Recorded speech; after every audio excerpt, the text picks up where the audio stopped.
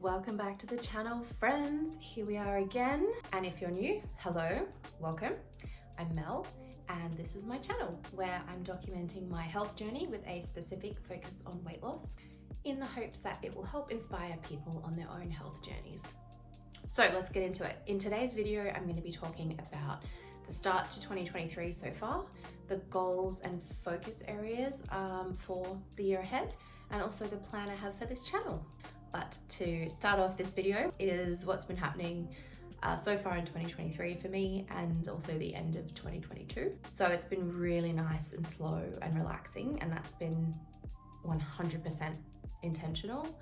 I just felt so exhausted from 2022. We had a lot of change, and that can be quite draining. Just constantly being on and having to engage all the time, which I know is part of being a human, but for some reason it just felt really tiring last year. So I was really looking forward to a break of doing very little, which I did. I wanted to socialize and, celebrate the end of year and the start of the next year, but I wanted that to be balanced with just downtime of spending time in nature, exercising, reading books. I wanted to drink wine and eat yummy food and drink coffee and go to the beach. I wanted to watch movies, consume content that made me feel good about myself and motivated me for the new year ahead, and keep exploring Sydney. So I had 2 weeks off work, which was a good amount. No one ever really feels like going back, but 2 weeks was solid. It felt good and I needed it, and I'm sure most, if not all of you, can relate to exactly what I'm saying. But holidays are over.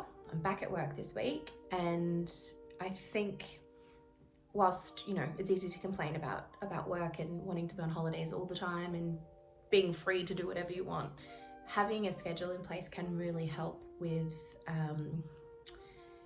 getting things done, even if they're not work related. Knowing that you've got a certain amount of time that is dedicated to doing your job, it gives you time in the morning and time in the afternoon and evening to then structure your day in a way that helps you commit to picking priorities. You can't do everything, so you have to pick things that really, really matter and fit them into your day around your job. And it's a great way to actually get stuff done, because what I've found, especially over the last 2 weeks, is that the more time you have, the less you do, because you constantly put things off, thinking you'll do it the next day or the next day or the next day, or you've got all day to exercise, so you'll do it later, you'll do it later, you'll do it later. You never do it. So sometimes the more you have to do, the more you get done. So it's 2023. I am keen to put a schedule and a routine in place that helps serve me. I don't want it to be so stringent that it has the opposite effect and holds me back, but something in place to guide me to where I want to be. And I want to start making some real genuine progress with my health and weight loss, which I mentioned in my last video, and conveniently brings me on to my next point, which is my goals and focus areas for the year ahead. So I only have 4, which is not like me, because normally I spend the last few days of the previous year in December documenting 1,000 things I want to change about myself, and all those things start on January 1st. And if I can't manage to have a great skincare routine, meditate, drink 5 liters of water, eat perfectly, and go on a 5-kilometer run, then I've failed. And I clearly don't take myself that seriously, and I'm not serious about change, and I get really down on myself, and what do you know? I don't make any changes at all. So we are doing things differently this year, and this is going to be very controversial for all you goal setters out there. My goals are not measurable, not really, and they are non-specific, which is literally the opposite of what we are told to do when goal setting. But the right way of setting goals clearly isn't working for me, so I figured, why not?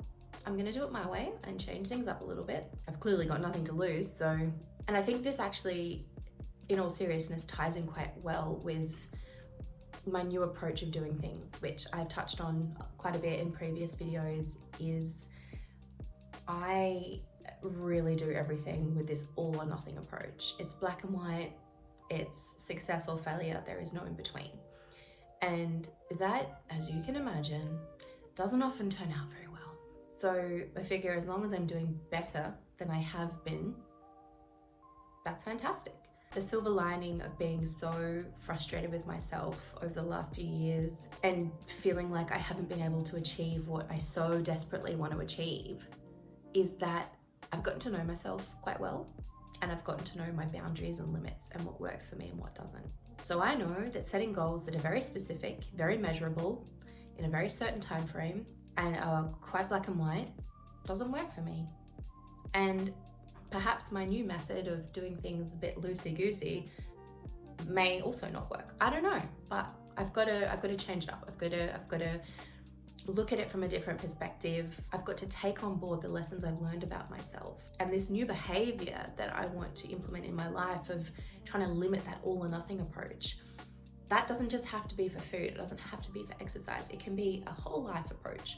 So I'm going to try it out with my goal setting and see if it makes a difference.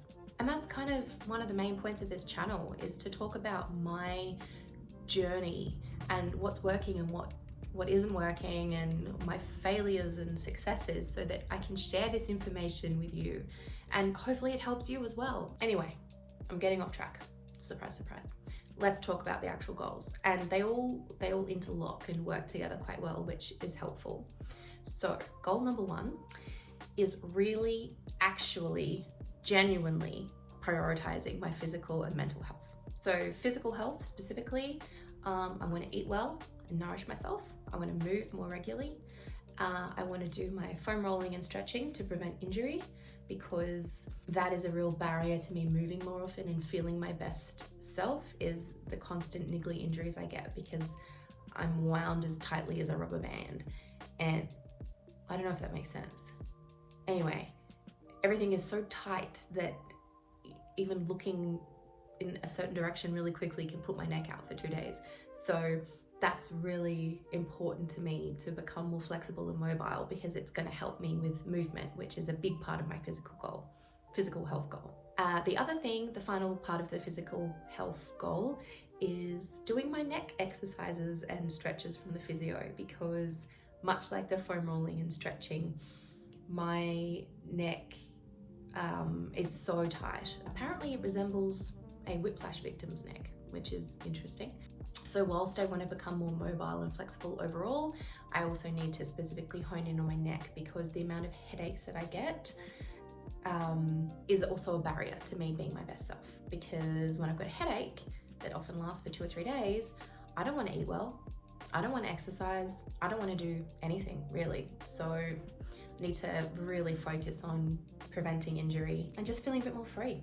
So that's the physical health side of things: exercise, eating, stretching and foam rolling, and neck exercises. From a mental health perspective, it's going to be attending my psychology appointments regularly. So I'm not sure what regularly looks like yet, and that may change, but actually prioritizing that is something I need to do. It doesn't matter that they're expensive. It doesn't matter that they go for an hour. It's super important. It's something I started late last year, and I've only had a few sessions, but they've been quite beneficial so far. And it's something that I really want to keep up.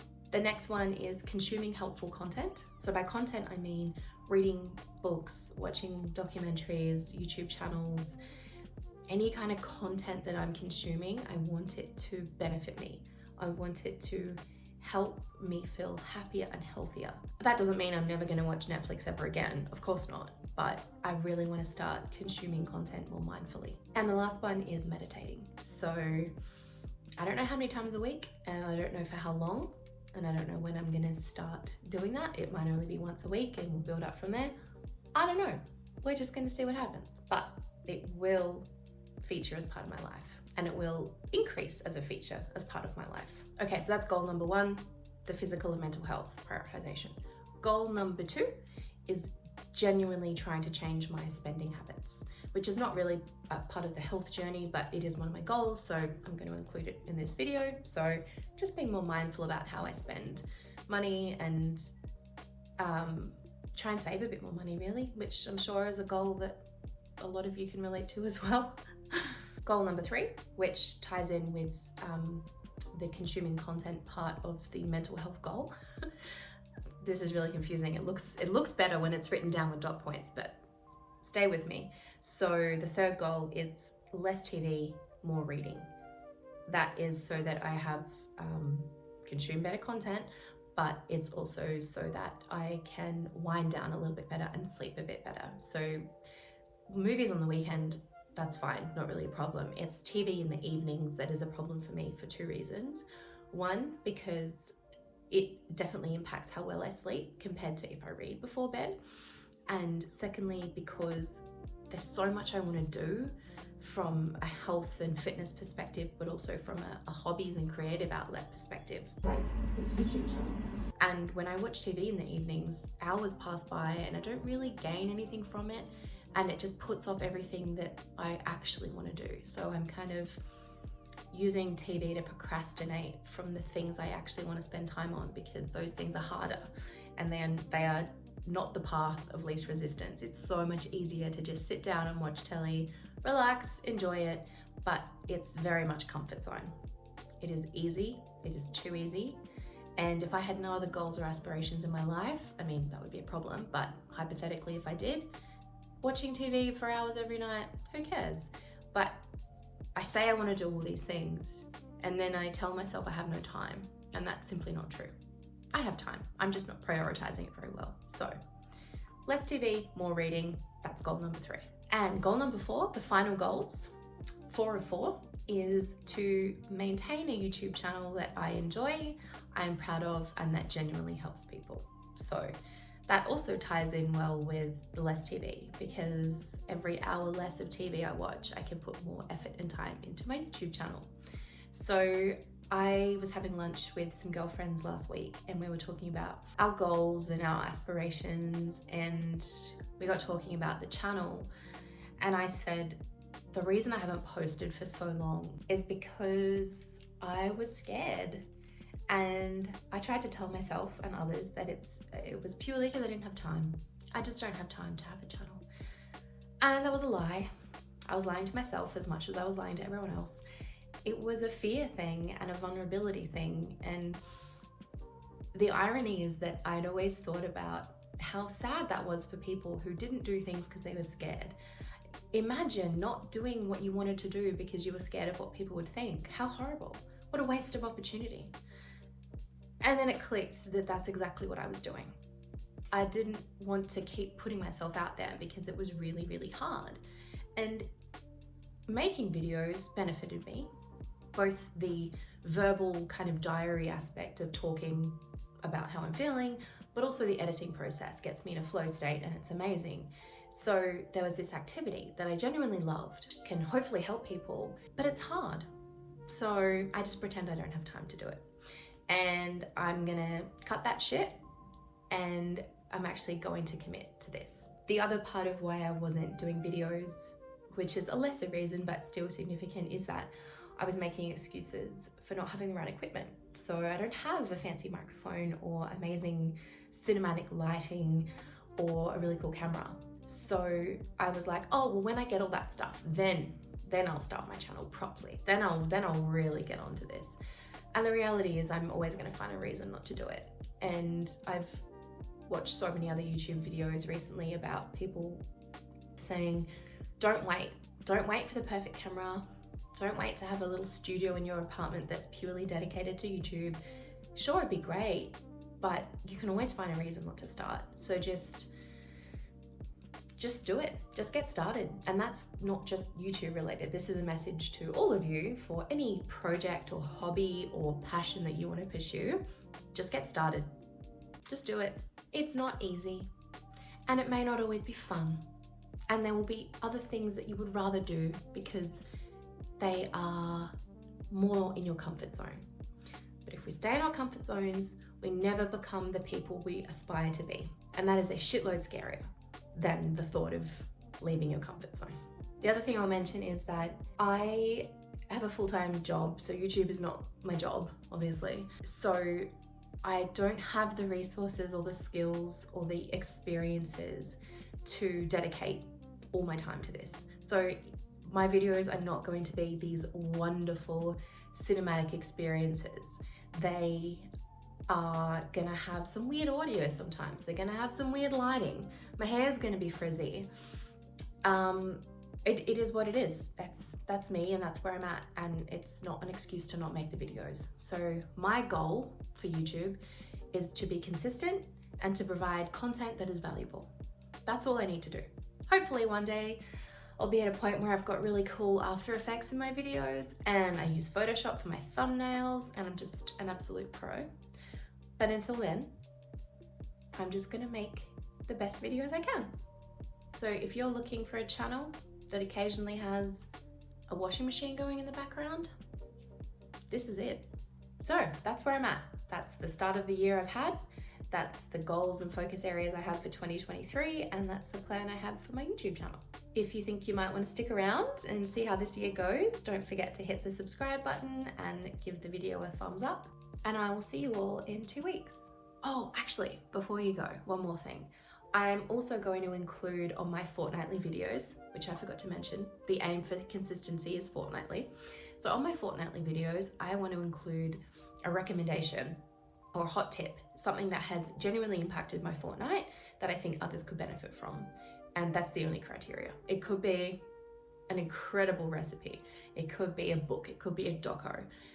I don't know, but something to add value to your day. So this fortnight's hot tip is a documentary called Limitless with Hemsworth. It's on Disney Plus, I think. And it's great. It's just really, really great. It's really interesting viewing, and I think it's something that is quite timely to watch at the start of your year because it's quite motivating and inspiring in terms of what the human body and the mind is actually capable of. So what better way to start your year than being amazed and empowered by what your body and your mind can do? So highly recommend. I will put all that info in the description below, and I'll see you in 2 weeks. And thanks for being here. It means a lot.